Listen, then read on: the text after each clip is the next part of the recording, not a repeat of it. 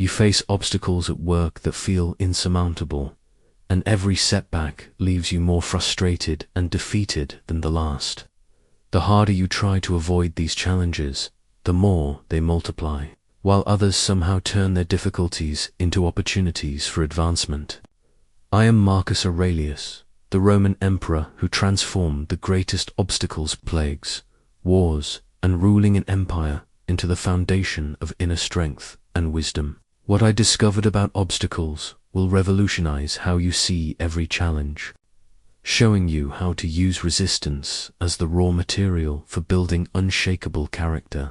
The same stoic principles that sustained me through the darkest crises can transform your relationship with difficulty, from something that defeats you into something that develops you. But first, like this video, subscribe for more ancient wisdom, and comment below where you're watching from. I want to know which corner of the world is ready to transform obstacles into opportunities. The purple cloak of imperial burden weighed heavy on my shoulders as I first took the throne, but it was nothing compared to the weight of the small leather journal I carried with me everywhere. This simple book, which history would later call my meditations, began as something far more personal, private refuge where I could wrestle with my deepest struggles without the eyes of senators, generals, or citizens watching my every move. I never intended for anyone to read these pages. The title I gave it was simple: To Himself. These were conversations with my own soul, written during the darkest hours when the empire seemed to be crumbling round me, when Germanic tribes pressed our northern borders and a devastating plague swept through our cities, claiming millions of lives, including my own beloved wife. I found myself reaching for this journal again and again. In those moments of crisis, I discovered something remarkable. Writing to myself, questioning my assumptions, examining my reactions, challenging my fears, became the very foundation of my strength as a leader. When external circumstances threatened to overwhelm me, this practice of inner dialogue kept me anchored to what truly mattered. The journal became my laboratory for testing philosophical principles against real-world pressures. When advisors brought news of military defeats, I would write, "What is this to me? The universe is change, and our thoughts are shaped by our perception." When corruption among my own governors was exposed, I reminded myself through these pages, focus not on what others do wrong, but on what you can do right. I wrote during military campaigns in the frozen mud of Germania, by candlelight in my tent, while soldiers died of plague outside. I wrote when political enemies conspired against me, and when my own son showed signs of the moral weakness that would later corrupt his reign. These were not academic exercises, but survival techniques, ways to maintain sanity and virtue when everything around me seemed designed to destroy both. The irony is profound. What began as the most private of documents has become my most public legacy. These thoughts I never meant to share have outlived my statues, my military victories, even the empire itself. But perhaps this is fitting, because what I discovered in those pages was universal. Obstacles are not unique to emperors. Every person faces moments when life seems to conspire against them. The difference lies not in the obstacles themselves, but in how we choose to engage with them. Through my journal, I learned that our greatest challenges become our greatest teachers, but only if we approach them with the right mindset. When you face your own impossible situations, whether it's a demanding boss, financial pressures, relationship, conflicts, or health challenges, remember that these difficulties are not punishments or signs of failure. They are raw material for building character, opportunities disguised as problems, teachers appearing in forms we would never choose. My journal taught me that the obstacle is not something that blocks the path, it becomes the path itself. Every difficulty you encounter is shaping you, strengthening you, preparing you for something greater. The question is not whether you will face obstacles, but whether you will learn to see them as the gifts they truly are. The medical reports arrived at dawn, scrolls bearing news that would test everything I thought I knew about leadership and philosophy. The Antonine Plague had reached Rome itself, and the death toll was climbing beyond anything in our recorded history. As I unrolled those documents, reading physician accounts of bodies piling in the streets and entire households wiped out in days, I faced my first true test as emperor, and my first real understanding of what obstacles actually are. I had inherited the throne from my adoptive father, Antoninus Pius, during what seemed like peaceful times. The empire was prosperous, borders were secure, and I naively believed that good intentions and philosophical study would be sufficient preparation for rule. But the plague changed everything.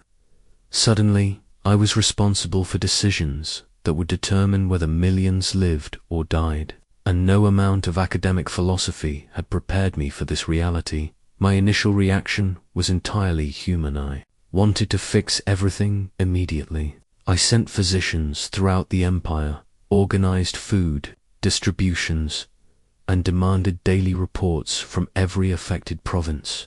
I worked frantically, sleeping little, eating less, driven by the belief that the right combination of effort and resources could solve any problem. This approach nearly destroyed me within the first month.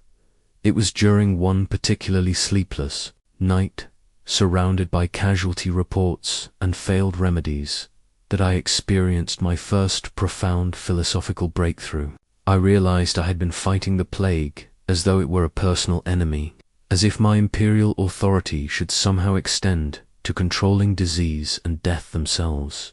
I was treating the situation as a problem to be solved rather than a reality to be navigated. This recognition led to my first real understanding of what the Stoics meant when they spoke about external events being indifferent. The plague itself was neither good nor bad. It simply was. What mattered was not the plague's existence, but my response to it. I could not control the disease, but I could control my actions, my decisions, my character in the face of this challenge. Once I shifted my perspective from fighting the obstacle to working within it, everything changed. Instead of demanding impossible solutions, I focused on what was actually within my power. I could ensure fair distribution of available medicine. I could maintain order and prevent panic. I could demonstrate the kind of leadership that inspires, rather than demands. I could use this crisis as an opportunity to show what Roman virtue looked like under pressure. The plague taught me that obstacles reveal who we truly are. They don't create our character. They expose it. Under the stress of that crisis, some governors fled their posts, while others stayed to serve. Some citizens hoarded resources, while others shared what little they had. Some soldiers abandoned their duties, while others maintained discipline, even as their comrades died around them. Most importantly, I learned that our initial reaction to obstacles is usually wrong. We see them as interruptions to our plans, as unfair burdens, as evidence that life is working against us. But obstacles are actually life working for us. They are the curriculum through which we learn resilience, compassion, wisdom, and strength. The plague became my first teacher in the University of Adversity, and I was finally ready to be a student. The campaign shield I carried during the Germanic Wars bears scars from countless battles, each mark telling a story about the nature of resistance and strength. But the greatest lessons I learned on those frozen northern borders had nothing to do with military tactics and everything to do with how opposition creates the very qualities we need to overcome it. When Germanic tribes began pressing against our northern borders, my first instinct was to view them as purely destructive forces, obstacles to Roman peace and prosperity that needed to be eliminated as quickly as possible. I assembled our legions with the confidence of someone who had studied every great military campaign in Roman history, believing that superior organization and discipline would make short work of these barbarian insurgents. How wrong I was about the nature of this conflict, and how grateful I became for that error. The Germanic warriors taught me my first lesson before we even engaged in battle.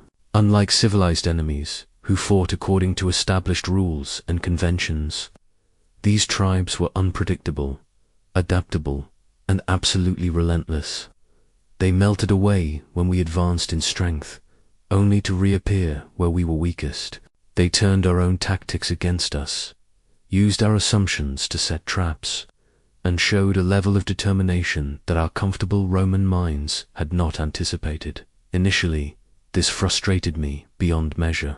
How could undisciplined barbarians consistently outmaneuver trained Roman legions? But gradually, I began to see what was actually happening. The Germanic resistance was not just challenging our military superiority, was forcing us to become better soldiers, better strategists, and better leaders. Every unexpected tactic the tribes employed pushed our commanders to think more creatively. Every ambush taught our soldiers to stay more alert. Every retreat forced us to examine our assumptions about warfare itself. The Germans were not just enemies to be defeated, they were teachers disguised as opponents, and the curriculum they offered was invaluable. I began to observe this same pattern in my own development as a leader. The most difficult Germanic chieftains, the ones who caused me the greatest strategic headaches, were simultaneously the ones who taught me the most about adaptability and resilience. When they refused to fight according to Roman expectations, I was forced to develop new approaches. When they exploited weaknesses in our traditional formations, I learned to identify and strengthen those vulnerable areas. This revelation transformed my entire understanding of opposition in all areas of life. I started to see that resistance, whether from enemy tribes, difficult senators, or even my own inner doubts and fears, serves a crucial function in our development. Without opposition, there is no growth. Without challenges, there is no strength building. Without difficulties, there is no opportunity to discover what we are truly capable of achieving. The Germanic campaigns became my laboratory for testing this principle. I began to welcome the most challenging opponents because I knew they would push me to become more resourceful. I started to see setbacks not as failures, but as information about what needed to be strengthened or changed. I learned to view every difficult situation as a question the universe was asking me. Are you strong enough, wise enough, adaptable enough to handle this? Most importantly, I discovered that the same qualities that made the Germanic tribes such formidable opponents, their persistence, their willingness to adapt, their refusal to accept defeat, were exactly the qualities I needed to develop within myself. They were not teaching me to become like them, but rather to become the best version of myself by forcing me to access inner resources I did not know one possessed. By the end of those campaigns, I had learned to appreciate opposition as one of life's greatest gifts. Every person who challenges you, every situation that tests your limits, every obstacle that blocks your path is offering you the same gift the Germanic tribes offered me, the opportunity to discover strength you did not know you had. I kept the simple forged tools of a Roman blacksmith in my private study not as curiosities, but as daily reminders of the most important truth I ever discovered. Watching metal workers transform raw iron into useful tools taught me something that no philosophy book could convey. Heat and hammering do not destroy metal, they perfect it. The same principle governs human character, and once I understood this, obstacles lost their power to discourage me. The breakthrough came during a particularly difficult period, when everything seemed to be going wrong simultaneously. The Germanic campaigns were dragging on longer than expected. Senators were questioning my military strategies, and reports of corruption were arriving from provinces I had trusted to govern themselves. My first instinct was to see these as separate problems that needed individual solutions. But then I spent an afternoon watching the imperial blacksmith work. I observed how he selected the roughest, most imperfect pieces of iron for his finest work. When I asked him why he did not choose smoother, more cooperative metal, He laughed and explained that resistance is what creates strength. Iron that bends easily remains weak forever. Only iron that pushes back against the hammer, that requires heat and pressure to be shaped, can become a sword worthy of Roman soldiers. This observation revolutionized my understanding of my own circumstances. I began to see that my difficulties were not punishments or signs of failure. They were raw materials for building the kind of character that could handle even greater responsibilities. The Senate's opposition was not an obstacle to my leadership. It was the force that would teach me to lead more skillfully. The military setbacks were not evidence of my incompetence. They were the pressure that would forge strategic wisdom. I started to apply this principle systematically to every challenge I faced. When a trusted advisor betrayed me, instead of wallowing in the pain of that betrayal, I asked myself what quality this experience was trying to develop in me. The answer was clear: better judgment in selecting whom to trust. When a plague devastated a province I cared about deeply, instead of raging against the unfairness of disease, I focused on what this tragedy was teaching me about the preciousness of life and the importance of preparing for loss. This shift in perspective changed everything about how I approached difficulties. Instead of trying to avoid or minimize obstacles, I began to examine them as a craftsman examines raw materials, asking, what can be built from this? What strength can be developed? What wisdom can be gained? Every setback became a resource. Every challenge became an opportunity. Every source of pain became a tool for growth. The blacksmith's forge taught me that the heat is not the enemy of the metal. It is what makes transformation possible. Similarly, the pressure in our lives is not working against us, but for us, creating the conditions necessary for us to become who we are meant to be. The obstacles we face are not barriers to our development. They are the very mechanism through which development occurs. I began to understand why the universe presents us with exactly the challenges we need at exactly the time we need them. A person who has never faced rejection will never develop resilience. Someone who has never experienced loss will never learn to appreciate what they have. A leader who has never been opposed will never learn to build consensus or communicate persuasively. This realization led to one of my most counterintuitive insights. We should be grateful for our obstacles, not despite them, but because of them. They are custom-designed curriculum for our personal growth, perfectly calibrated to develop exactly the qualities we most need to cultivate. The difficulties that feel most unfair or most painful are usually the ones that have the most to teach us. The forged tools in my study reminded me daily that transformation requires both heat and pressure. The challenges you face in your own life, whether professional setbacks, relationship difficulties, health problems, or financial pressures, are not interruptions to your growth, but the very means through which growth occurs. Every obstacle contains within it the seeds of the strength you will need to overcome even greater challenges ahead. The imperial succession ring felt heavier in my hands than it had any right to, its weight coming not from gold and precious stones, but from the knowledge of what I would have to pass on to my son, Commodus. Of all the obstacles I faced as emperor, wars, corruption, conspiracies, none tested my philosophical principles as severely as watching my own flesh and blood reject everything. I had tried to teach him about virtue and responsibility. When Commodus was young, I had such hopes for him. I arranged for the finest tutors, exposed him to the best philosophical minds in the empire, and included him in discussions about governance and ethics.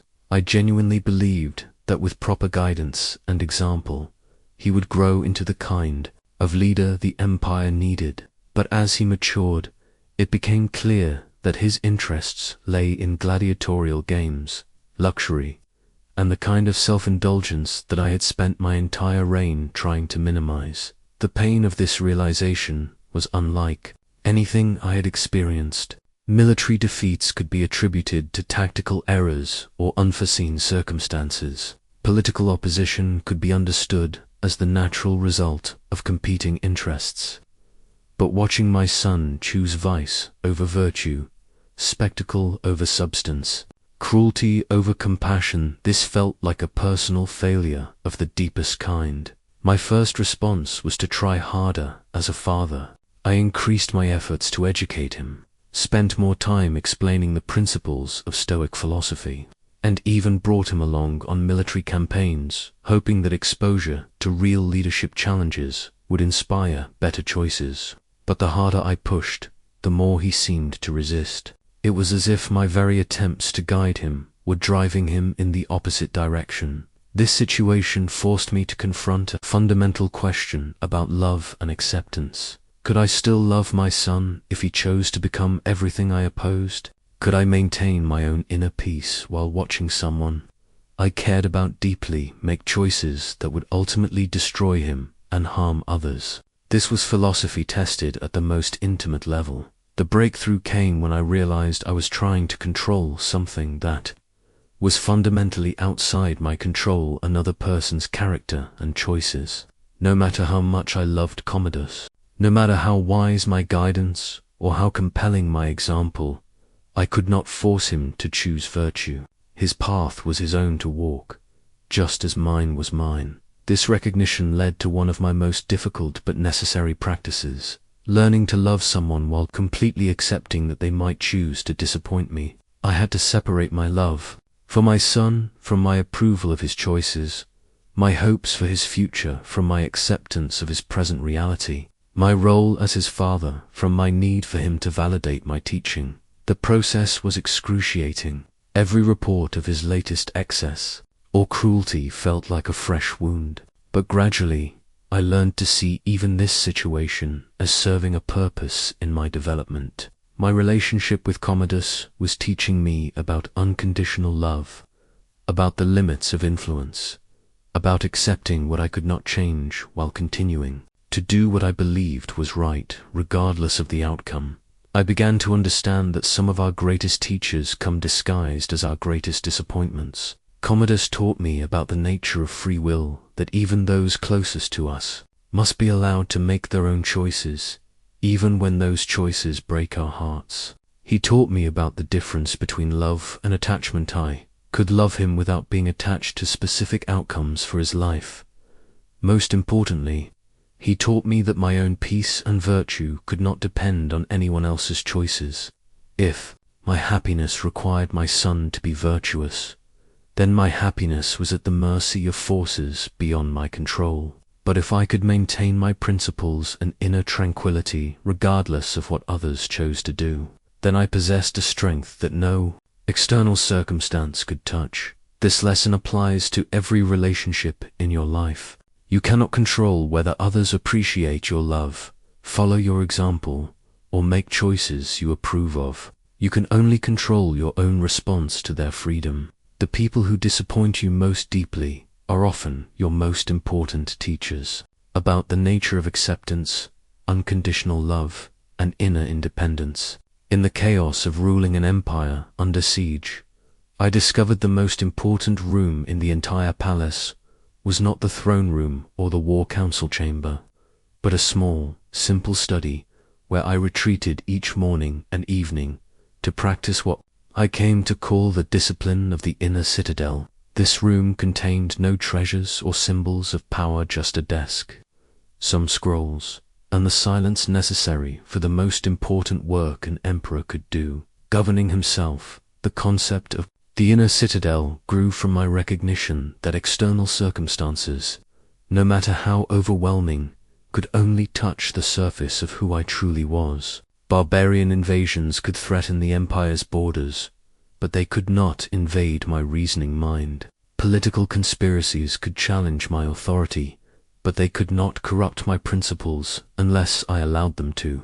Personal losses could cause pain, but they could not destroy my core identity as a rational being committed to virtue. Building this inner fortress required daily practice.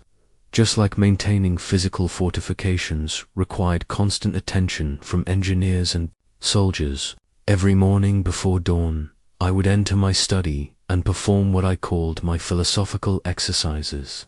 I would remind myself of what was truly within my control, my choices, my responses, my character, and what lay outside my power, other people's actions, external events, even the ultimate fate of the empire itself. This morning practice became my anchor in even the most turbulent times. When messengers brought news of military disasters, I would retreat to this inner sanctuary and ask myself, what can I learn from this? How can I respond in a way that honors my principles? What opportunity for virtue does this situation present? These questions transformed crises from sources of anxiety into occasions for growth. The evening review was equally crucial. Before sleep, I would examine the day's events through the lens of philosophy. When had I responded wisely to challenges?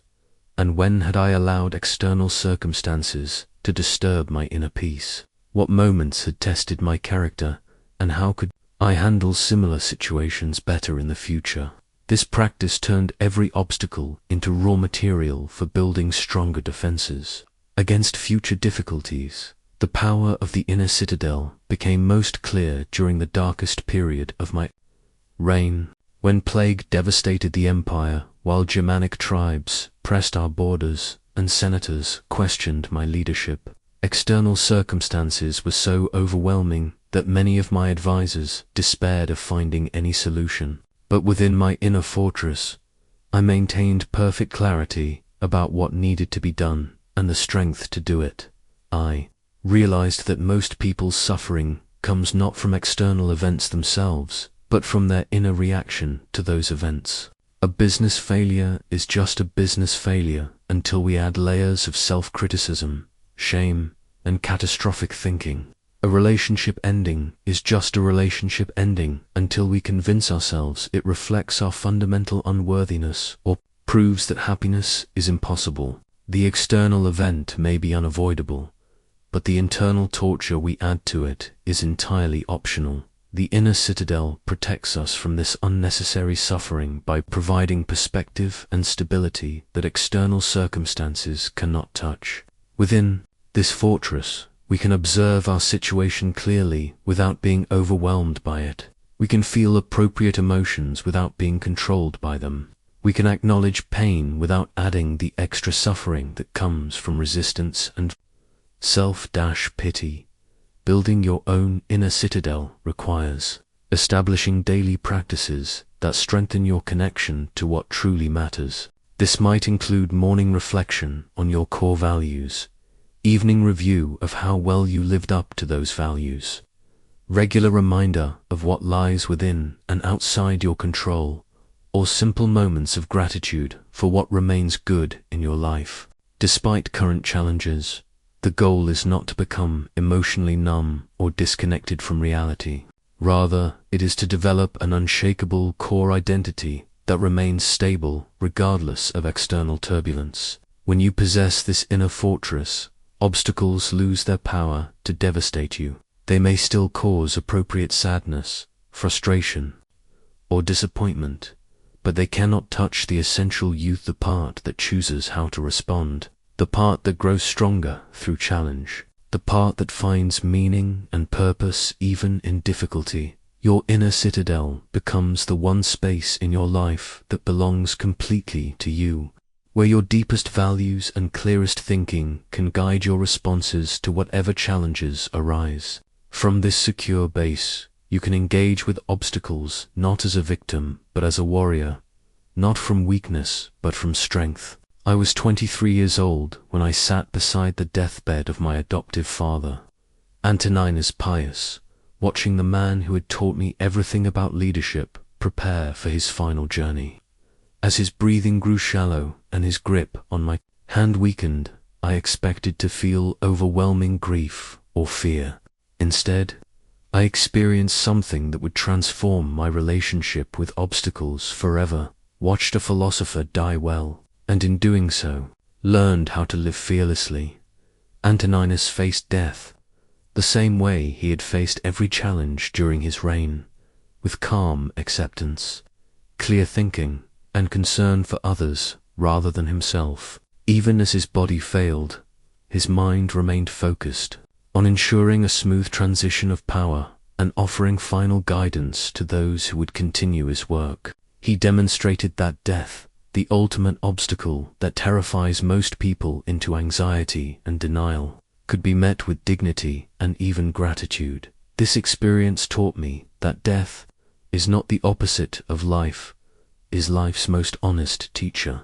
Every other obstacle we face is temporary and partial. Financial difficulties can be resolved, relationships can be repaired, health problems can sometimes be healed, and even the greatest defeats can be overcome with time and effort. But death is final and universal, which makes it uniquely qualified to teach us what truly matters. I began incorporating daily contemplation of mortality into my philosophical practice, not out of morbid fascination, but as a tool for gaining perspective on all of life's challenges. When I faced a difficult decision or felt overwhelmed by circumstances, I would ask myself, how will this matter when I am on my deathbed? What would I regret more, taking this risk or avoiding it? If I had only days left to live, how would I want to handle this situation? This practice, which the Stoics call memento mori, remembered death, transformed my relationship with obstacles in ways I never expected. Suddenly, the senatorial opposition that had seemed so important became merely political theater. The military setbacks that had caused sleepless nights became temporary tactical problems rather than threats to my core identity. The personal attacks from critics became background noise rather than sources of deep hurt. Death's inevitability taught me that most of what we worry about is ultimately trivial. The promotion you didn't get, the criticism you received, the social slight you experienced, none of these things will matter when your life is ending. But how you responded to these challenges, whether you maintained your integrity under pressure, whether you treated others with kindness despite their treatment of you, these things matter profoundly because they reflect who you chose to become. I learned to see death not as an enemy to be defeated, but as a counselor offering perspective on priorities. When plague took my beloved wife, Faustina, the acute awareness of mortality that followed taught me to appreciate the people still alive in my life more deeply. When soldiers died under my command, their sacrifice reminded me that every day I continued to breathe was a gift that should not be wasted on petty concerns or selfish pursuits. The contemplation of death also revealed the absurdity of many fears that had previously paralyzed me. Fear of failure seemed ridiculous when compared to the reality of eventual non-existence. Worry about what others thought of me appeared meaningless when measured against the brevity of all human judgment.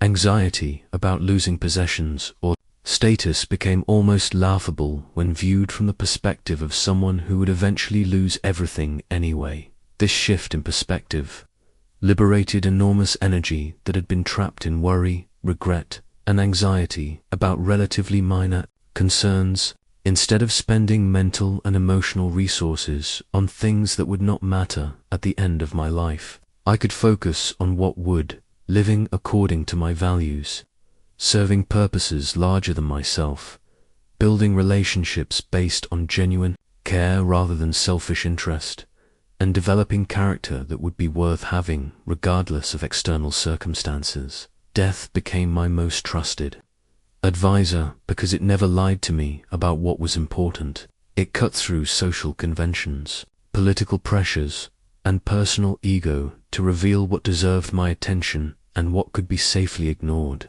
Every obstacle I faced became manageable when viewed through the lens of mortality, not because death made problems disappear, but because it revealed which problems were worth solving and which were mere distractions. The ultimate irony is that contemplating death regularly made me more alive, not less. When you truly accept that your time is limited, every moment becomes precious. Every opportunity to act virtuously becomes urgent. Every chance to show love or courage or wisdom becomes a gift that should not be postponed or taken for granted. Death, the final obstacle, teaches us how to engage fully with all the preliminary obstacles that precede it. The bronze weather vane atop the imperial palace became my daily teacher in one of the most counterintuitive but powerful practices I ever developed. The discipline of wanting what happens rather than demanding that what happens conform to my wants.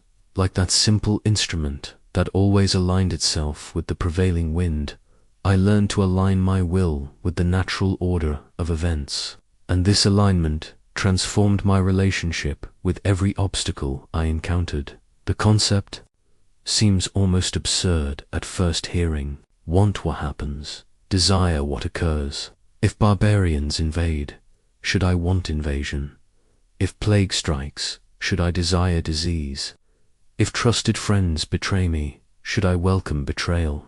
The practice is more subtle than these simplistic interpretations suggest, but far more powerful than most people imagine. The breakthrough came during a particularly frustrating period, when everything seemed to be going wrong according to my plans and expectations. A military campaign I had expected to conclude quickly was dragging into its second year.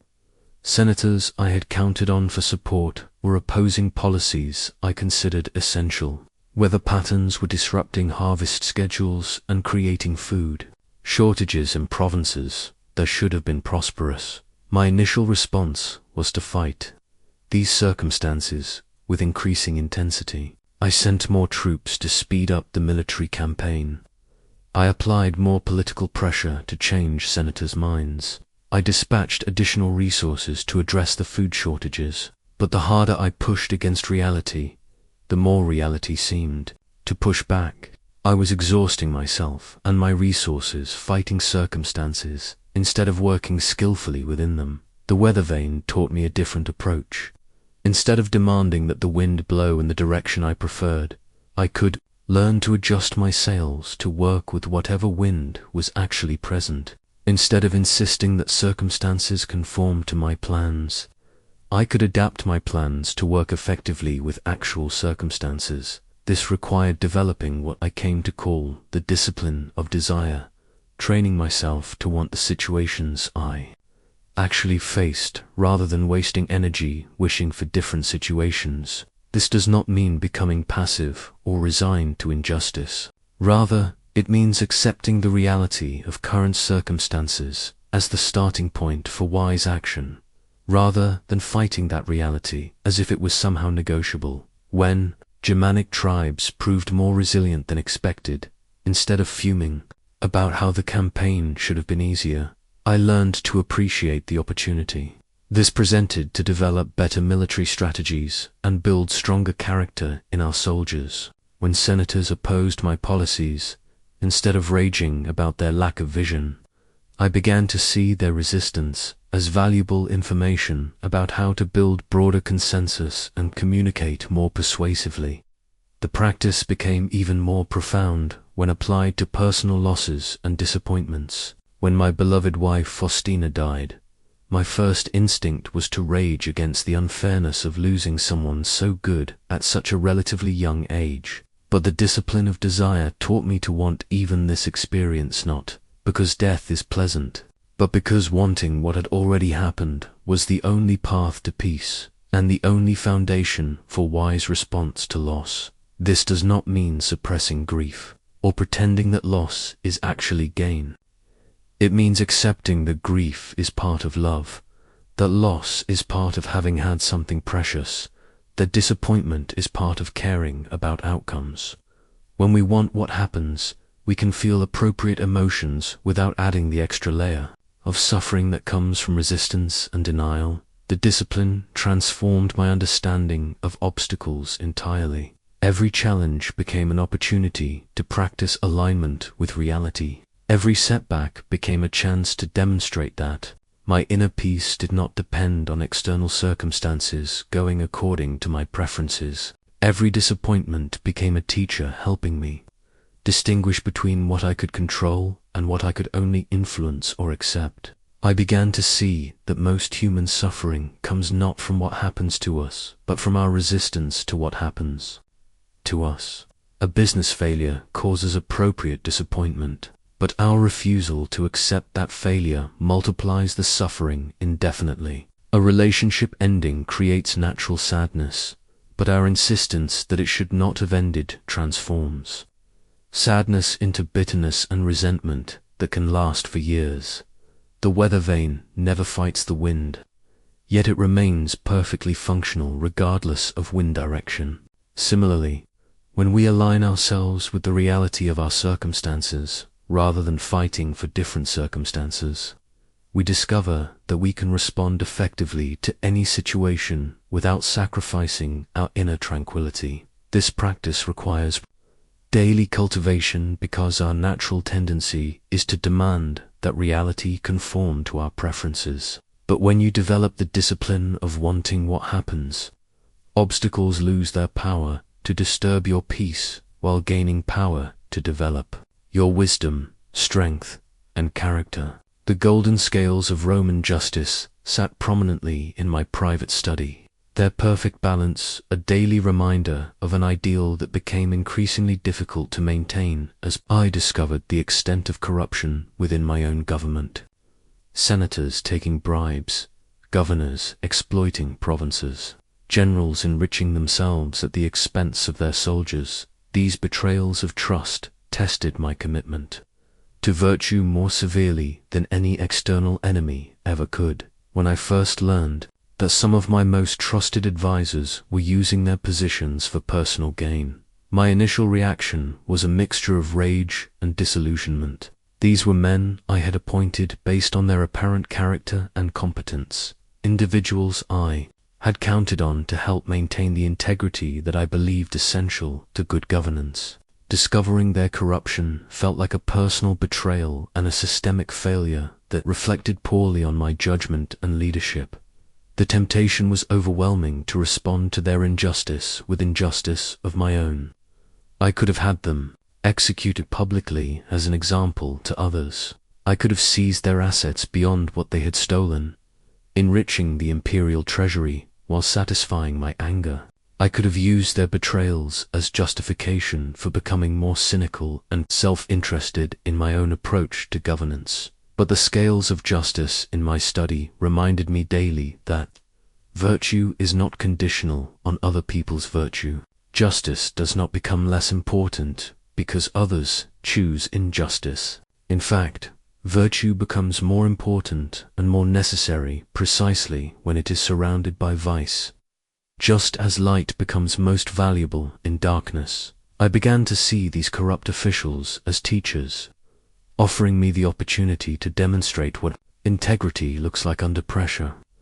How would I handle betrayal with revenge or with justice? How would I respond to their selfishness by becoming selfish myself, or by maintaining my commitment to the common good? How would I deal with their dishonesty through deception or through transparent truth-telling? This perspective transformed what felt like purely destructive obstacles into occasions for moral growth and public demonstration of right action. When I prosecuted corrupt officials, I did so according to proper legal procedures rather than imperial whim, showing that even emperors should be bound by law. When I imposed punishments, I made them proportional to the crimes rather than reflective of my personal anger, demonstrating that justice serves principle rather than emotion. The practice became more challenging when corruption touched people I cared about personally. When evidence emerged that a childhood friend was embezzling funds meant for plague relief, I faced the agonizing choice between loyalty to a person and loyalty to principle. The scales of justice provided clarity. Personal relationships could not be allowed to override moral obligations, especially when the welfare of innocent people was at stake. These experiences taught me that maintaining virtue in a corrupt environment requires extra strength and vigilance, but it also provides extra opportunities for positive influence. When surrounded by people who cut corners and serve themselves, even small acts of integrity become powerfully visible. When others expect you to respond to their vice with vice of your own, choosing virtue instead creates a stark contrast that can inspire better choices in observers. I learned that injustice is actually one of virtue's most valuable allies because it creates the conditions in which virtue can be most clearly demonstrated and most desperately needed. A person who acts justly when everyone around them is just may simply be following social conventions. But someone who maintains justice when surrounded by injustice reveals character that runs deeper than circumstances. The corrupt officials taught me something crucial about obstacles. Sometimes the greatest challenges come not from direct opposition, but from the temptation to compromise your principles in response to others' compromises. The barbarian tribes threatening our borders were obvious enemies, requiring clear responses. But corrupt advisors represented a more subtle challenge. They invited me to become like them by suggesting that virtue was naive and that effectiveness required moral flexibility. Resisting this invitation required constant recommitment to the idea that virtue is never naive and that compromising principles in pursuit of short-term advantages ultimately undermines the very goals those compromises were meant to achieve. A government based on corruption cannot create lasting prosperity or security, regardless of how efficiently it may operate in the short term. This lesson applies to every area of life where you encounter dishonesty, unfairness, or exploitation. The obstacle is not just the direct harm these behaviors cause, but the invitation they extend for you to abandon your own principles in response. When others lie, cheat, or act selfishly, they are offering you the opportunity to demonstrate what integrity looks like under pressure. Your choice to maintain virtue despite their vice becomes a beacon for others who may be watching and wondering whether goodness is possible in difficult circumstances. The pressed rose from Faustina's garden sits between the pages of my journal, its beauty preserved but forever changed, teaching me the most painful yet liberating truth about existence. Nothing lasts. And this impermanence is not life's cruelest joke, but its most precious gift. When my beloved wife died after 19 years of marriage, I faced an obstacle that no amount of philosophical preparation had truly readied me for, learning to find meaning and even gratitude in loss itself. Faustina had been more than my empress. She was my closest friend, my wisest counselor, and the one person who could make me laugh even during the darkest periods of my reign. Our partnership had sustained me through plagues, wars, and political crises. When physicians could no longer help her and I watched her slip away, I confronted the reality that even emperors cannot command what matters most: the presence of those we love. My first response was the entirely human one of rage against the unfairness of existence. Why should someone so good, so necessary, so beloved be taken while corrupt senators and cruel generals continued to thrive? Why should our children lose such a mother? Why should I lose the person who made even the burdens of empire bearable? The questions tortured me through sleepless nights and distracted days, but gradually, the pressed rose from her garden began teaching me a different way to understand loss. The flower's beauty had not been diminished by its brief lifespan. In fact, its temporary nature had made every day of its blooming more precious. If roses lasted forever, we would hardly notice their magnificence. It is precisely because their beauty is fleeting that we stop to appreciate it. This recognition transformed my understanding of my marriage to Faustina. Our 19 years together had been extraordinary, not despite their eventual ending, but because they were temporary. If we had possessed infinite time together, we might have taken each other for granted, postponed important conversations, delayed expressions of affection. But knowing that our time was limited then, if we tried not to think about it, had made every shared moment more valuable. The obstacle of grief taught me that attachment and love are not the same thing. I had been attached to having Faustina with me always, to the security and comfort her presence provided, to the future we had planned together. But love itself, the appreciation of who she was, the gratitude for having known her, the cherishing of memories we had created none. Of this required her physical presence to continue. I began to see impermanence, not as death's victory over life, but as life's gift to consciousness. Because things change and end, we pay attention to them. Because people are mortal, every conversation carries weight. Because experiences are unrepeatable, they become memorable. If everything lasted forever, nothing would feel significant. This understanding extended far beyond personal loss to every aspect of existence. The empire I governed was temporary, which made my stewardship of it meaningful. The decisions I made would have consequences that outlasted my life, which made careful consideration essential. Even my own reign was brief in historical terms, which gave urgency to doing good while the opportunity existed. The wisdom of impermanence transformed my relationship with all obstacles, not just the ultimate obstacle of death. Every setback became temporary by definition. Every source of stress carried within it the promise of eventual resolution. Every pain contained the seed of its own ending. This did not make difficulties less real or less challenging, but it provided perspective that prevented any single obstacle from seeming overwhelming or permanent. I learned to hold everything more lightly, not because I cared less, but because I understood that grasping tightly cannot prevent loss and often prevents us from enjoying what we have while we have it. The pressed rose taught me to appreciate beauty without demanding that it last forever, to love deeply without insisting on permanence, to commit fully without expecting guarantees. Most importantly, impermanence revealed that the real tragedy is not that good things end, but that we often fail to recognize their goodness while they are present. How many sunsets do we miss because we are worried about tomorrow? How many conversations do we half attend because we assume there will always be more time? How many moments of simple contentment do we overlook because we are focused on achieving something we consider more important? The obstacle of loss, when properly understood, becomes an invitation to presence. Every ending reminds us that this moment is unrepeatable. Every goodbye suggests that this hello should be treasured.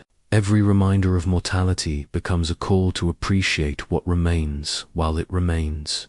The pressed rose from Faustina's garden continues to teach me that impermanence does not diminish beauty, it concentrates it, like sunlight focused through a lens, making it impossible to ignore. The water clock in my imperial chamber measured time with perfect precision, each drop marking another moment that would never return, teaching me that the present moment is both the smallest unit of existence and the only place where actual power resides.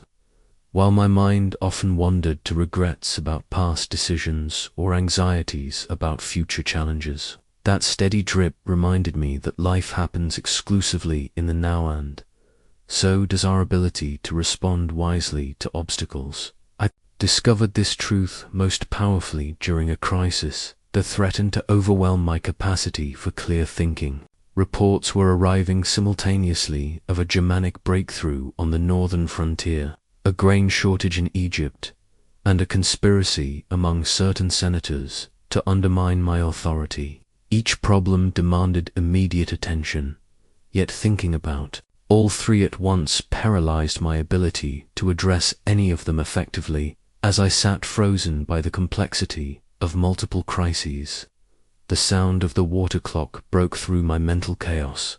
Drip, this moment. Drip, this moment. Drip, this moment. I realized that despite the multitude of problems demanding my attention, I could only actually be present to one thing at a time. I could only make one decision at a time. I could only take one action at a time. This recognition transformed my approach to complex challenges. Instead of trying to solve everything simultaneously, I began to practice what I called the discipline of sequential presence, giving complete attention to whatever required immediate decision while trusting that other issues would receive proper attention in their turn. When reviewing military reports, I was fully present to military concerns. When meeting with economic advisors, I focused entirely on economic solutions. When spending time with my family, I left imperial business outside the room. The practice revealed something extraordinary about the nature of obstacles. Most of the suffering associated with difficulties comes not from the challenges themselves, but from our mental additions to them.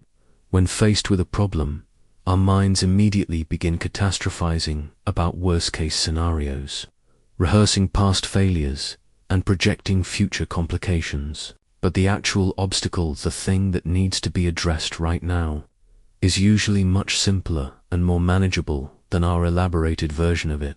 I began to notice that present moment, obstacles were almost always specific and actionable, while the overwhelming versions existed only in my thinking about those obstacles.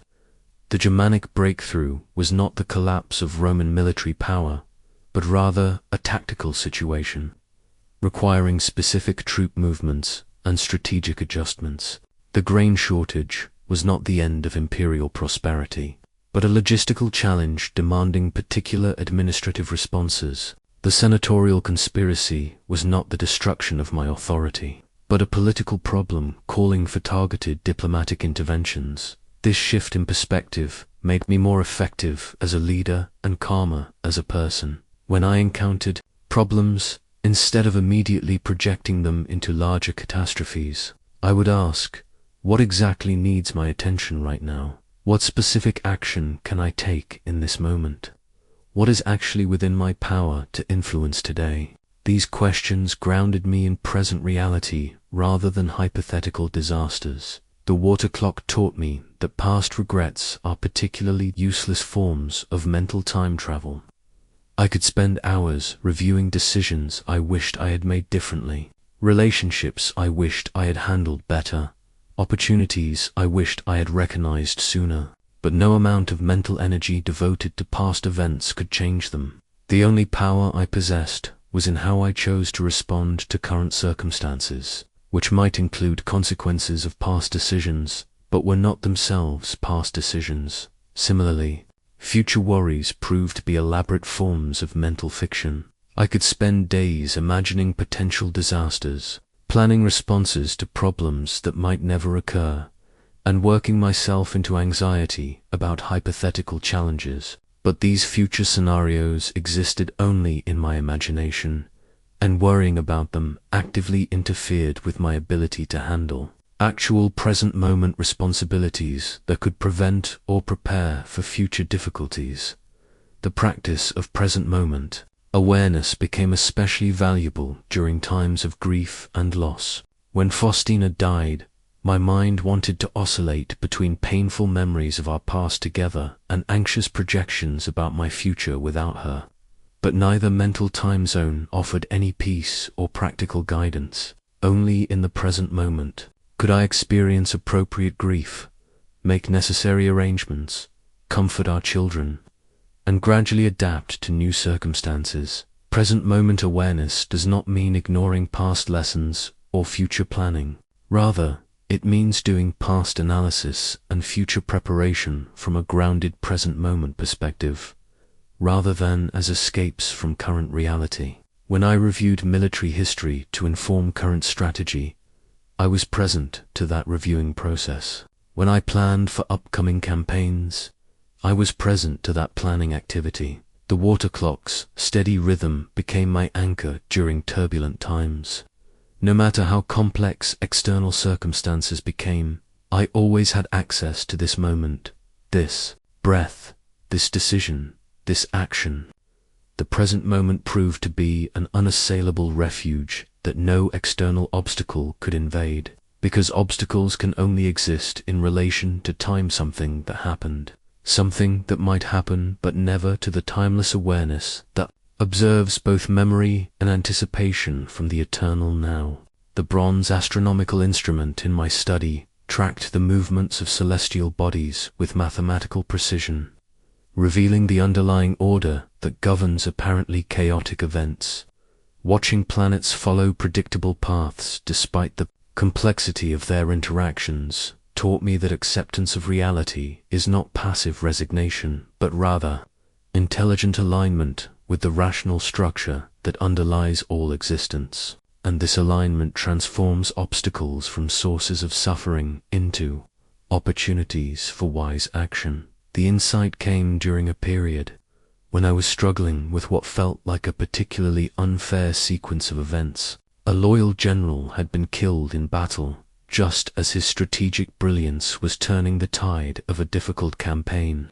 A province that had been peaceful for decades erupted in rebellion without warning. A close friend and advisor succumbed to plague despite being young and apparently healthy.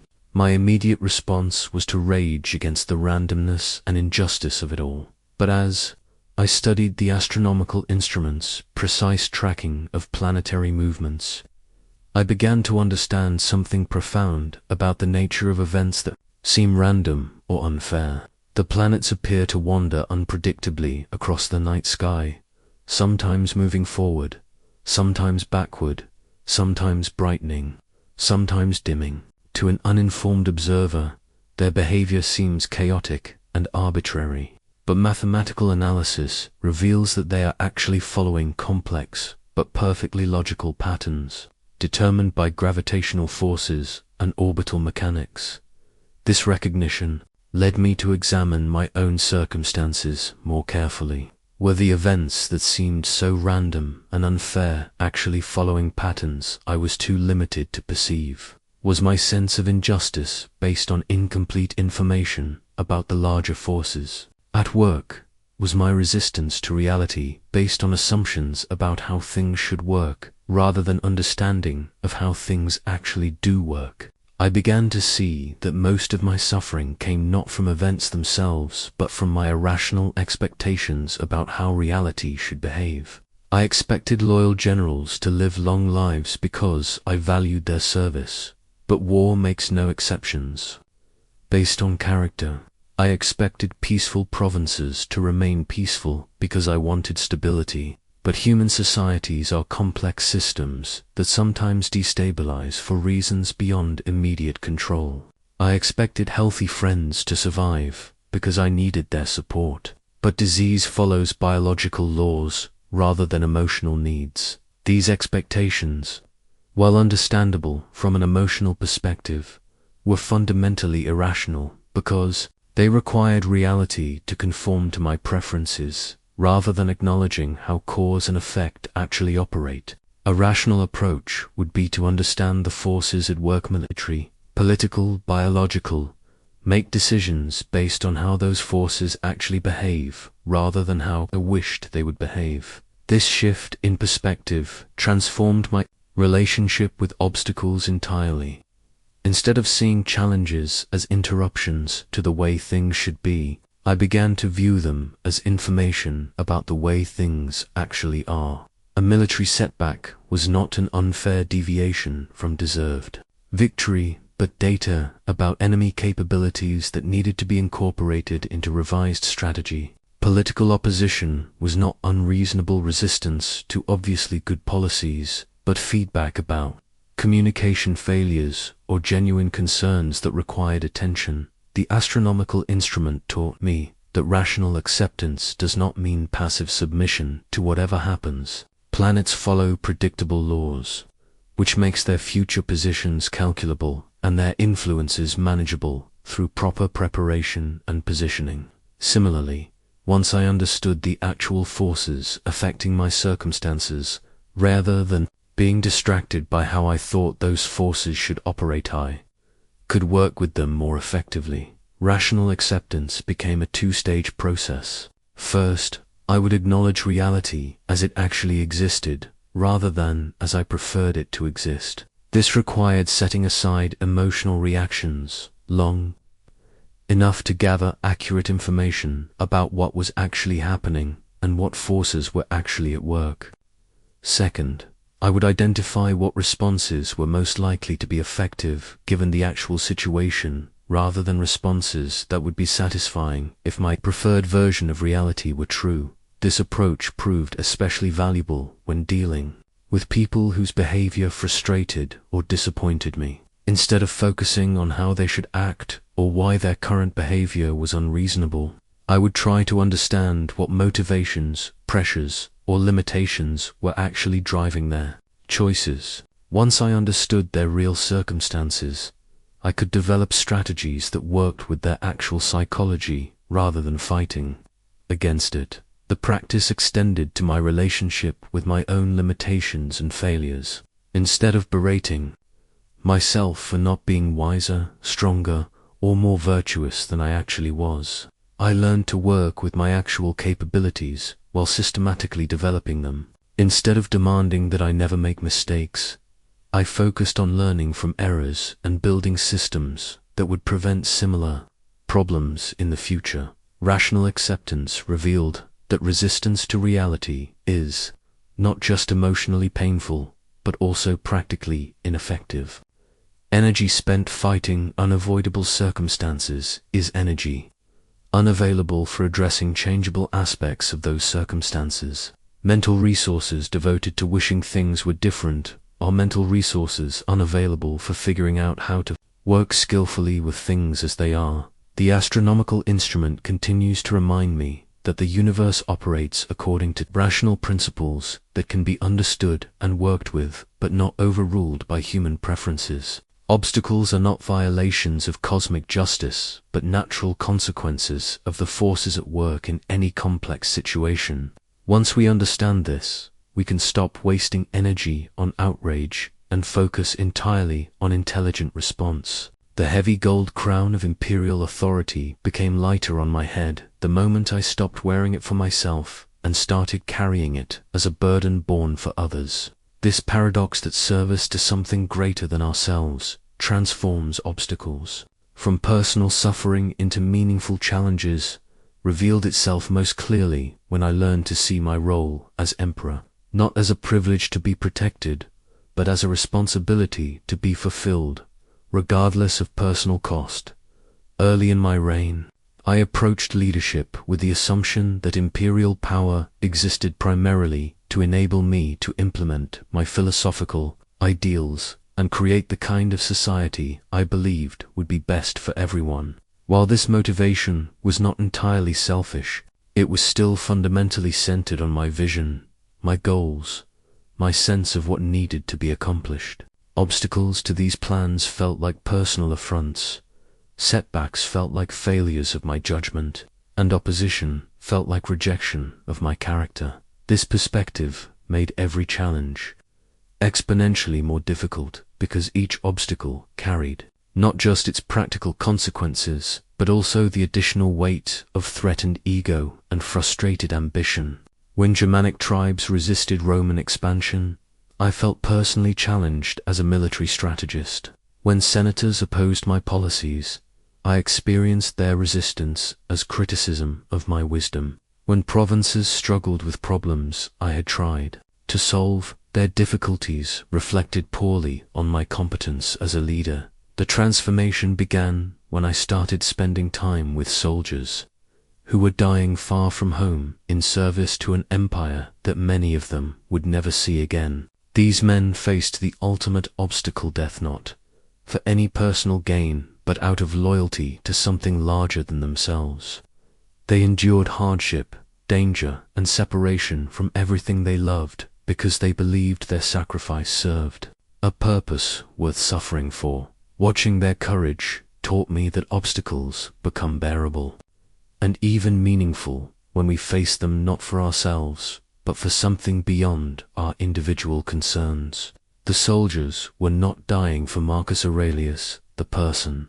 They were dying for Roman civilization, for their family's security, for ideals of law and order that would outlast their individual lives. This larger purpose gave weight and dignity to their sacrifice that no personal motivation could provide. I began to ask myself a different question when facing leadership challenges. Instead of how does this obstacle affect my plans or reputation, I started asking how can my response to this obstacle best serve the people who depend on Roman governance. Instead of personalizing setbacks, I began to see them as information about how to better fulfill my responsibilities to current and future generations.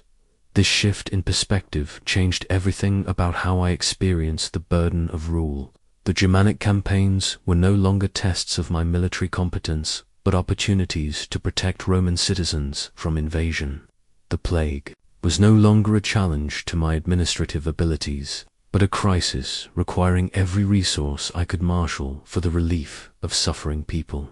Political opposition was no longer resistance to my authority, but feedback about how to build broader consensus for policies that would benefit the common good. The crown's weight became distributed across all those I served rather than concentrated on my individual shoulders. When I made decisions based on what would best serve the empire's long-term flourishing rather than my personal legacy, the responsibility felt shared with every citizen who would benefit from wise governance.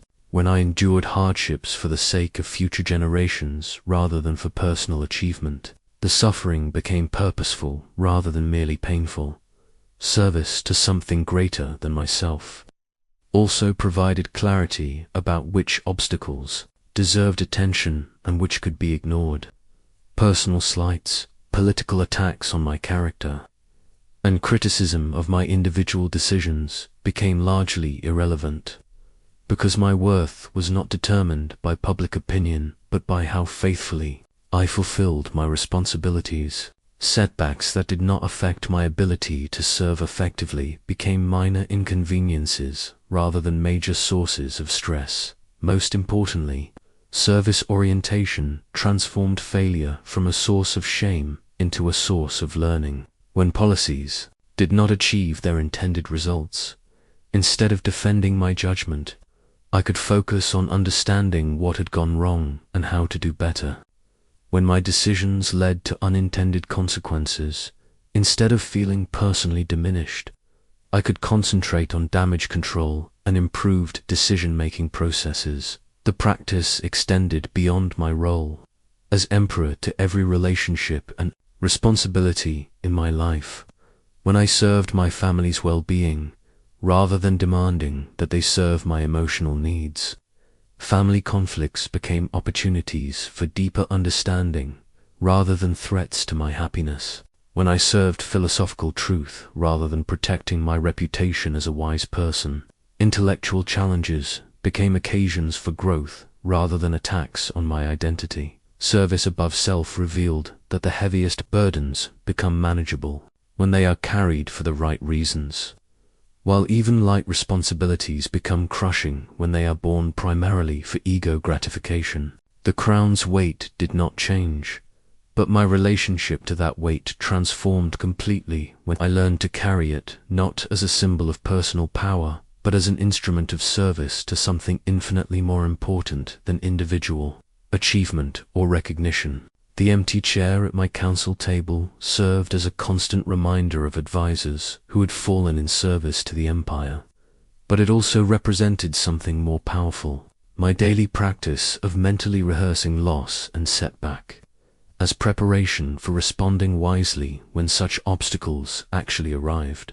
This practice, which the Stoics call premeditatio malorum, or negative visualization, transformed my relationship with adversity. By removing the element of surprise that makes most difficulties far more devastating than they need to be, I began this practice after being caught completely unprepared by the death of a trusted general whose strategic brilliance had been crucial to our Germanic campaigns. When messengers brought news of his death in battle, I found myself not just grieving appropriately for a fallen friend, but also paralyzed by the implications for our military situation, because I had never seriously considered the possibility of losing him. I had no contingency plans, no prepared responses, and no mental framework for processing this loss while maintaining effectiveness as a commander. That experience taught me that while we cannot prevent many of the obstacles life presents, we can significantly reduce their impact by preparing mentally and practically for their possibility.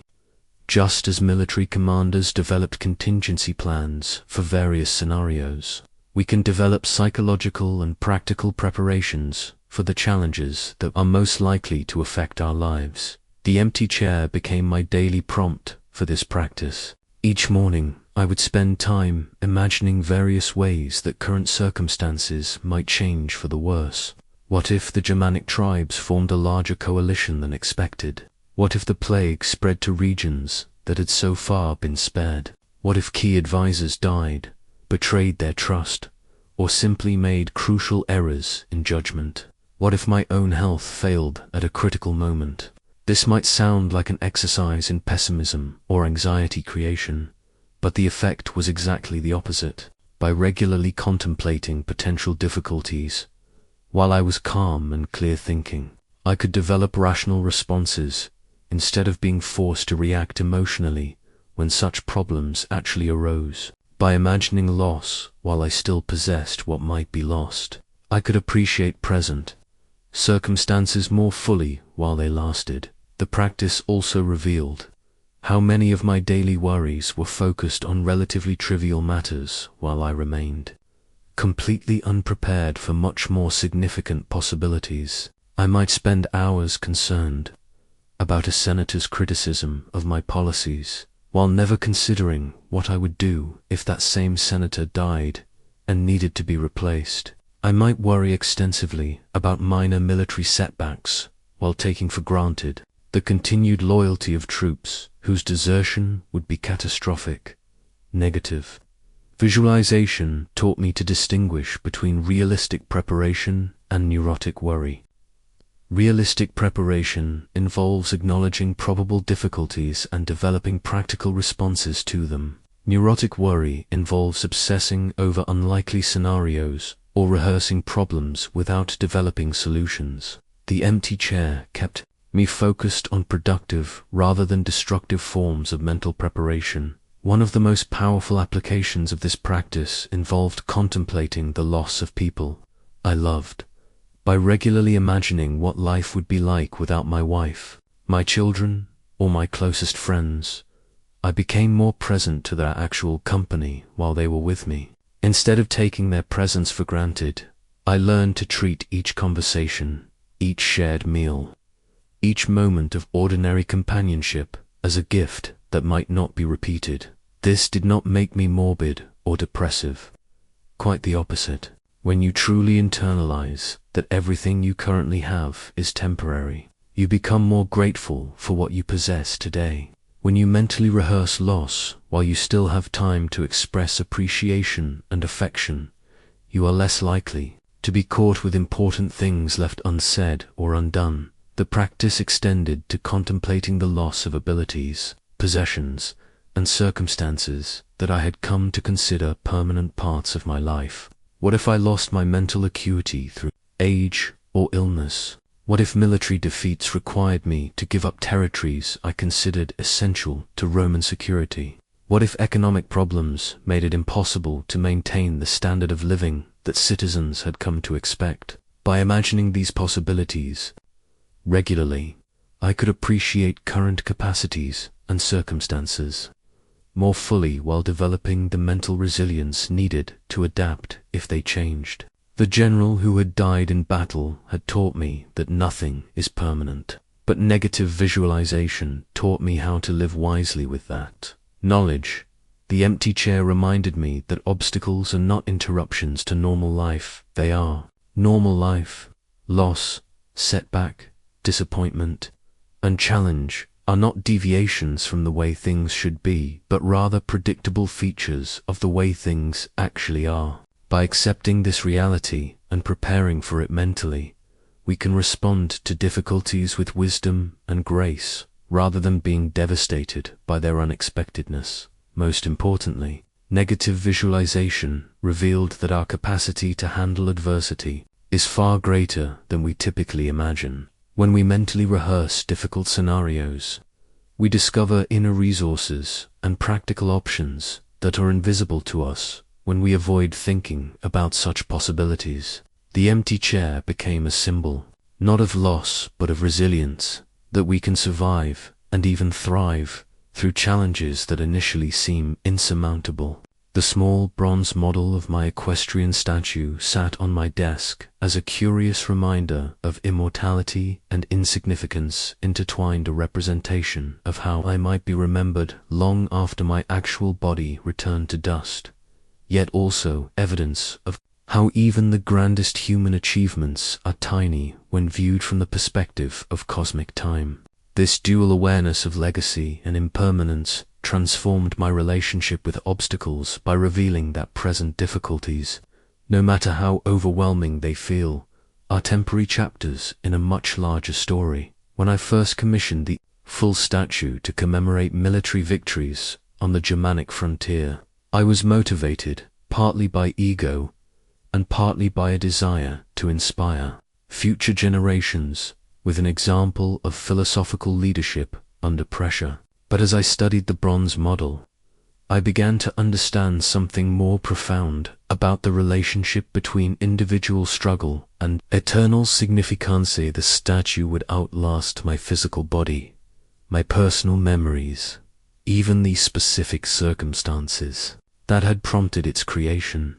Future viewers would see Marcus Aurelius, the symbol, rather than Marcus Aurelius, the man who had struggled with doubt, fatigue, disappointment, and fear. They would see the image of someone who had successfully overcome obstacles rather than someone who was still wrestling with them daily. This recognition led to a transformative question. If people hundreds of years from now were to draw inspiration from my example, what kind of example did I want that to be? This eternal perspective began to change how I responded to immediate challenges. When faced with a particularly difficult decision or painful setback, I would imagine how that situation might be viewed by someone centuries in the future who was dealing with similar difficulties.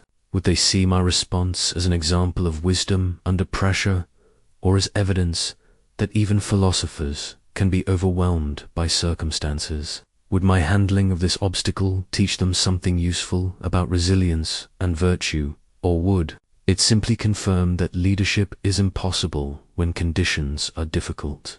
The practice revealed that most of the things I worried about were far too small to matter from an eternal perspective, while many of the choices I made casually were actually crucial for the kind of legacy I would leave.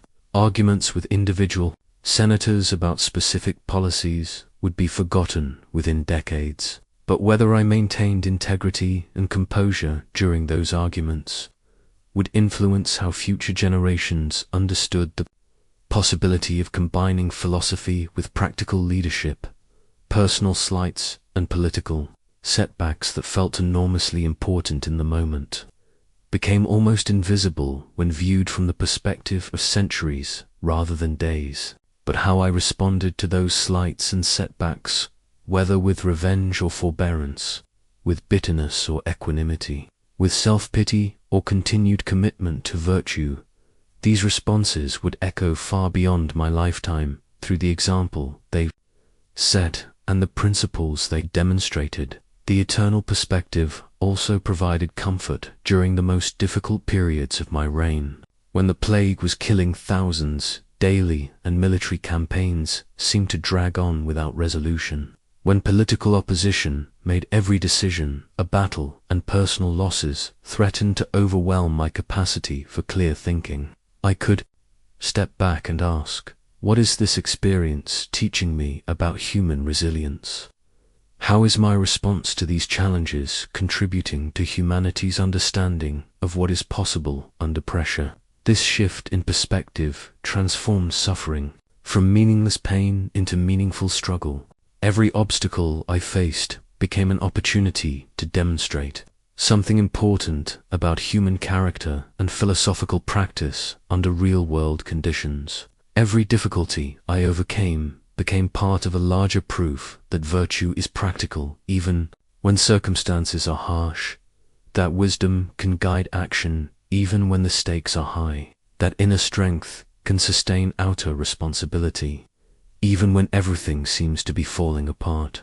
The bronze model reminded me that the obstacles that feel most personal and immediate are actually universal and timeless. Every generation faces war, disease, political corruption, economic hardship, family disappointments, and personal mortality. What varies is not the fundamental nature of these challenges, but the quality of response they evoke. Some people are crushed by difficulties that others transform into occasions for growth and wisdom. By viewing my own struggles as part of this eternal human conversation about how to live well despite inevitable hardship, I could find meaning and purpose in even the most painful experiences. My response to the Germanic tribes was not just about Roman military strategy, but about how civilized people should respond to threats to their way of life. My handling of the plague was not just about imperial administration, but about how leaders can serve others when they are themselves vulnerable and afraid. The eternal perspective revealed that the most important question is not whether we will face obstacles, but whether our response to those obstacles will contribute something valuable to the ongoing human project of learning how to flourish despite adversity. The statue might preserve my image, but my actual legacy would be determined by whether my example helped others find strength, wisdom, and virtue in their own struggles. This recognition made present obstacles feel both more significant and less burdensome. More significant because they were opportunities to contribute to something eternal, less burdensome because they were temporary challenges in service of a purpose far greater than personal comfort or success. The simple wooden cup I used for my daily water sat unremarkably among the golden vessels and jeweled goblets that filled the imperial dining hall. Yet it represented the most important transformation in my approach to obstacles, the integration of philosophical principles into ordinary moments and routine decisions.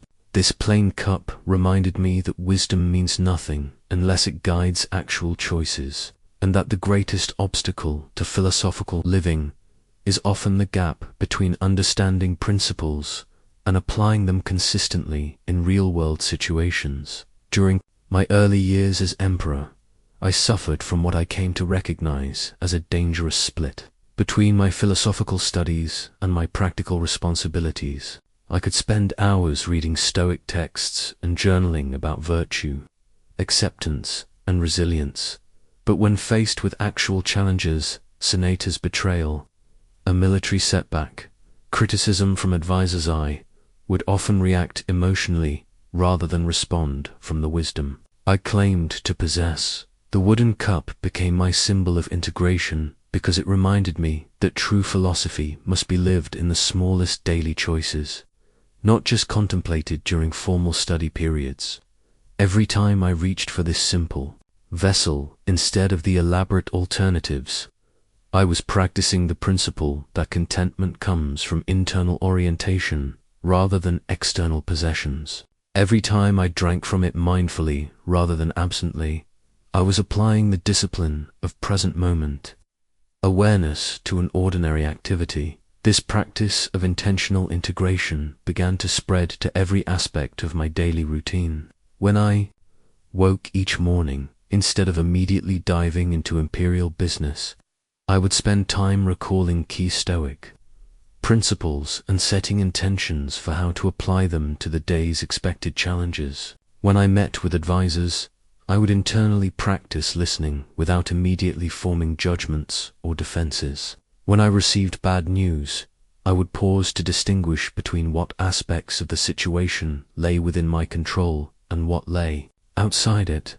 The real test of integration came during moments of high stress when philosophical composure seemed impossible to maintain. During one particularly intense crisis, simultaneous military reversals on two fronts, while plague spread through the capital, I found myself slipping into old patterns of anxiety, blame, and desperate attempts to control uncontrollable circumstances. The wooden cup on my desk reminded me that this was precisely when philosophy mattered most, not when life was comfortable and manageable. I began to see that obstacles themselves were the laboratory, where philosophical principles either proved their worth or revealed their inadequacy. It was easy to believe in Stoic acceptance when nothing required accepting. It was simple to practice emotional equilibrium when emotions were not being challenged. It was effortless to trust in rational decision-making when decisions were straightforward, and consequences were minor. But when Germanic tribes threatened Roman citizens, when plague killed people I loved, when trusted allies revealed themselves to be corrupt, when my own son showed signs of becoming a tyrant, these were the moments that tested whether years of philosophical study had actually transformed my character or had merely provided intellectual entertainment during peaceful times. The integration required developing what I came to think of as philosophical reflexes, automatic responses based on wisdom rather than emotion. When someone criticized me unfairly, instead of immediately defending myself, I learned to ask, what can I learn from this criticism, even if it is poorly expressed? When circumstances did not develop according to my plans, instead of fighting reality, I would shift to asking, how can I work skillfully within these actual conditions? These responses required constant practice because the natural human tendency is to react emotionally and think philosophically only afterward, if at all. The wooden cup served as a daily reminder that every interaction, every decision, every response to unexpected events was an opportunity to either strengthen philosophical habits or reinforce less wise patterns of thinking and behaving.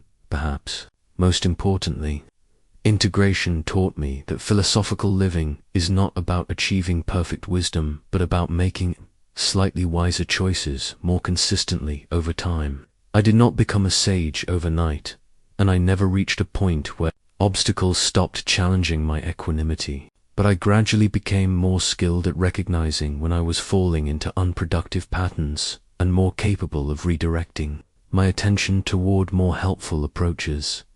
The practice also revealed that philosophical principles work best when they are adapted to personal temperament and specific circumstances, rather than applied rigidly as universal rules. The Stoic emphasis on rational analysis served me well in political and military situations, but needed to be balanced with appropriate emotional responsiveness in family relationships. The discipline of acceptance was crucial for dealing with uncontrollable events like natural disasters, but needed to be combined with vigorous action regarding problems that lay within my power to address. The wooden cup reminded me that true integration means finding the appropriate philosophical response for each unique situation, rather than mechanically applying the same approach regardless of context. This required not just memorizing principles, but developing the practical wisdom to know when and how to apply them effectively. The most profound aspect of integration was discovering that living philosophically actually made obstacles more manageable, rather than more burdensome. When I approached challenges from established philosophical principles rather than reactive emotions, I found that I could think more clearly, act more effectively, and maintain inner stability even during turbulent external circumstances. Philosophy was not an additional responsibility that made life more complicated. It was a tool that made complex situations more navigable. The wooden cup continues to sit on my desk as evidence that wisdom is not measured by the profundity of our thoughts, but by the consistency of our choices. Every moment offers an opportunity to either strengthen character or weaken it, to respond from wisdom or react from impulse, to treat obstacles as occasions for growth or as evidence that life is unfair. The integration of philosophical principles into daily life transforms these ordinary moments into extraordinary opportunities for human flourishing, regardless of what external circumstances we face. The final entry in my personal journal, written by flickering candlelight during what would be my last military campaign, carries a simple truth that I want to leave with you as my most important gift. Every obstacle you will ever face is simultaneously the exact challenge you need for your growth and the perfect opportunity to demonstrate what you are capable of becoming. This is not mere consolation, but practical wisdom that can transform your relationship with difficulty forever. As I sit here in my tent on the Danube frontier, feeling the weight of years and the approach of my own final obstacle, though I find myself filled not with regret for the hardships I have endured, but with gratitude for what they have taught me. The Germanic wars that seemed like endless frustration revealed my capacity for strategic patience. The plague that appeared to be meaningless suffering became the teacher of my deepest compassion. The political opposition that felt like personal attacks taught me the difference between leadership and popularity. Even my son's rejection of everything I tried to teach him became the source of my understanding about unconditional love. None of these lessons could have been learned through success, comfort, or easy circumstances. Each required exactly the kind of challenge it presented, no more and no less than what was needed to develop the specific qualities that the situation demanded. This recognition has led me to see obstacles not as interruptions to my development, but as the very curriculum through which development occurs. I want you to understand that this perspective is available to you regardless of what specific challenges you face. The difficult boss who makes your work life stressful may be the exact teacher you need to develop patience and clear communication skills. The financial pressures that keep you awake at night may be precisely the motivation required to discover resourcefulness and priorities you did not know you possessed. The relationship conflicts that cause you pain may be the necessary friction that develops your capacity for empathy and boundary setting. This does not mean that all obstacles are pleasant, or that we should seek out unnecessary difficulties, but it does mean that when challenges arise, they will arise. You can choose to engage with them as opportunities for growth rather than evidence that life is working against you. The same external circumstances can become either sources of wisdom and strength or causes of bitterness and defeat, depending entirely on how you choose to interpret and respond to them. The practices I have shared with you throughout this journey, maintaining an inner citadel of calm, accepting what you cannot control while acting decisively on what you can influence, viewing obstacles as raw materials for character development, serving purposes larger than personal comfort. These are not abstract philosophical concepts, but practical tools that work in real-world situations when applied consistently over time. But knowing these principles is not enough. They must be lived daily, practiced during small challenges so that they are available during large ones, integrated into ordinary decisions so that they become automatic responses during extraordinary circumstances. Every minor frustration is practice for handling major setbacks. Every small choice to respond with wisdom rather than react with emotion strengthens the habits that will sustain you. When stakes are highest, I challenge you to begin this practice immediately with whatever obstacle currently dominates your thinking. Instead of asking, "Why is this happening to me?" or "How can I make this go away as quickly as possible?" ask instead, "What is this situation trying to teach me? And how can my response to this challenge contribute to the person I want to become?" These questions will transform your relationship with the difficulty from victim to student, from passive sufferer to active participant in your own development. Remember that obstacles are not punishments for past mistakes or evidence of your inadequacy. They are the universe's way of asking whether you are ready to become who you are capable of being. Every challenge is a question. Are you strong enough? Are you wise enough? Are you compassionate enough? Your response to each obstacle provides the answer and simultaneously develops the qualities that will enable you to answer yes to even greater challenges ahead. The path forward is not around obstacles, but through them. Not in spite of difficulties, but because of them. Not when life becomes easier, but precisely when it becomes harder. Your obstacles are not barriers to your path, they are your path, custom designed to develop exactly the qualities you need for whatever lies ahead. Take up this challenge with confidence, knowing that every person who has ever lived with wisdom and courage has walked this same road of transformation through difficulty. You are not alone in facing obstacles, and you are not uniquely burdened by their presence. You are participating in the eternal human project of becoming who you are meant to be through engaging courageously with what life presents. The final gift I leave you is this certainty: you are stronger than any obstacle you will face, wiser than any challenge you will encounter, and more capable than any difficulty that will confront you. The only question is whether you will recognize and develop these qualities when obstacles arrive to teach them to you. The emperor's crown may be heavy, but the human capacity for growth through adversity is infinite.